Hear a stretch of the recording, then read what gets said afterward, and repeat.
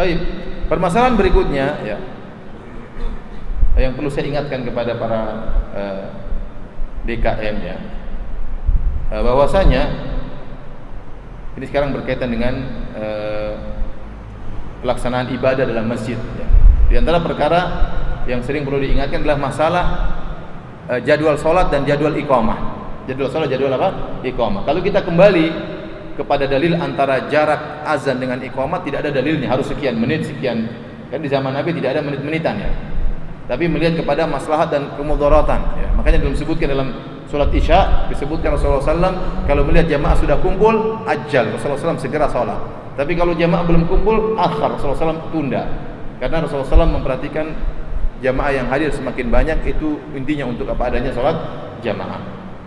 Nah, di antara praktek yang saya kurang setuju di masjid-masjid, sebagian masjid-masjid di tanah air kita, jarak antara adzan dengan iqamat sangat cepat, cuma ukuran sholat 2 rakaat.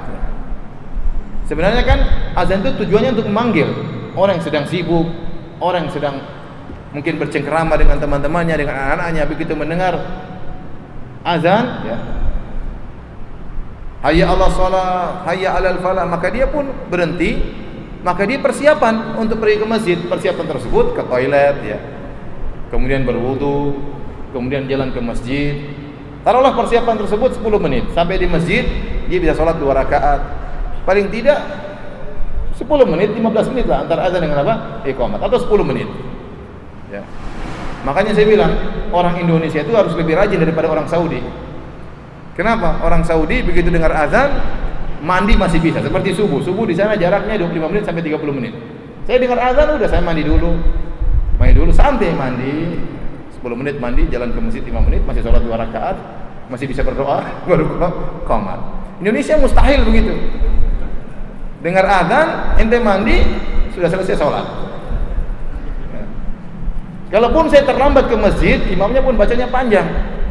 Ya. Tapi kalau di tanah air sering saya dapati imam tatkala sholat, nanti sholat rakaat pertama wadduha walaili idza saja, rakaat kedua ya alam nashrah laka sadrak. Cepat sekali. Nikmat ya. Cepat sekali.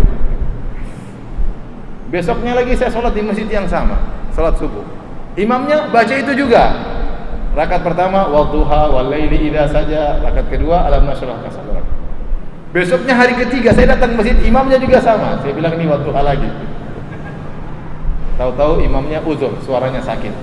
Akhirnya ditunjuk-tunjuk gak ada yang jadi imam, akhirnya saya yang jadi imam.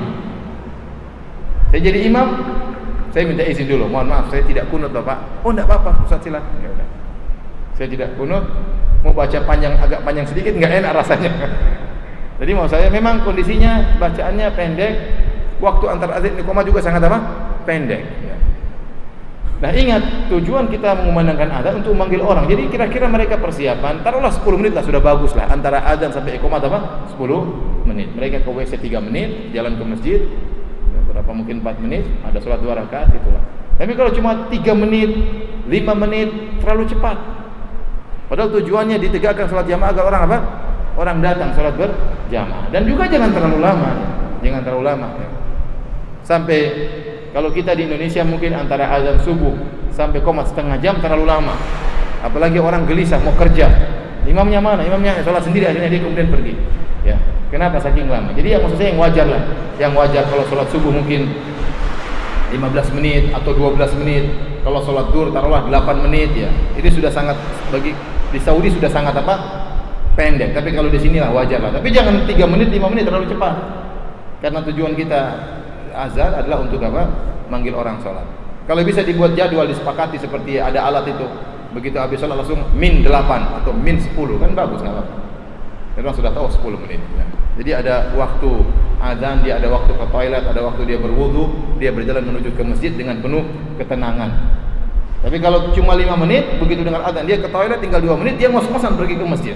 Kalau dia tidak cepat-cepatan sampai sana, assalamualaikum warahmatullahi, assalamualaikum warahmatullahi, repot. Sehingga manfaat tujuan kita untuk sholat berjamaah bukan hanya sekedar ingin sholat, tapi kita ingin mengumpulkan orang agar mereka sholat berjamaah bersama-sama dengan kita. Ini perlu diperhatikan oleh apa? DKM, dibicarakan sama panitia DKM. Bagaimana kalau kita buat misalnya untuk sholat subuh 12 menit, belasan menit lah. maksimal 15 menit. Ini sudah bagus. Adapun salat duhur, asar taruhlah 10 menit ya, sudah bagus lah 10 menit atau 8 menit. Tapi jangan 3 menit langsung apa? Qoma, terlalu cepat. Orang ingin duduk salat qobliyah ya. Kita qobliyah kan ada yang 4 rakaat. 4 rakaat 3 menit, 3 menit, 6 menit. Kalau cuma 5 menit, 4 rakaat enggak sempat. Mungkin habis 4 rakaat dia ingin baca Quran sebentar. Dia ingin berdoa, ada waktu. Tapi kalau buru-buru ya, makanya harus dirubah aturan supaya orang tahu, oh kalau zuhur 12 menit atau 10 menit. Dibiasakan sehingga manfaat untuk memanggil orang salat berjamaah lebih terwujudkan. Saya pernah di Saudi, di Dammam.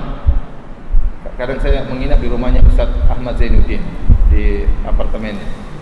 Itu daerah Dammam itu kota sibuk, kota kerja, banyak kegiatan kerja. Maka masjid itu ada 3 dekat-dekatan. Ada masjid yang kalau ente ingin cepat-cepat ada masjid itu paling cepat juga ya, maksudnya 15 menit. Ada masjid yang mungkin 25 menit. Ada masjid kalau ente telat masih ada. Jadi 3 masjid dengan waktu qomat yang berbeda-beda ya. Jadi seakan-akan mereka fasilitasi yang ingin buru-buru, paling tidak qomatnya berapa? 15 menit. Yang ingin santai-santai ada lagi mungkin yang terlambat bangun ada masjid yang masih cukup ya. Mungkin 30 menit ya, 35 menit ya.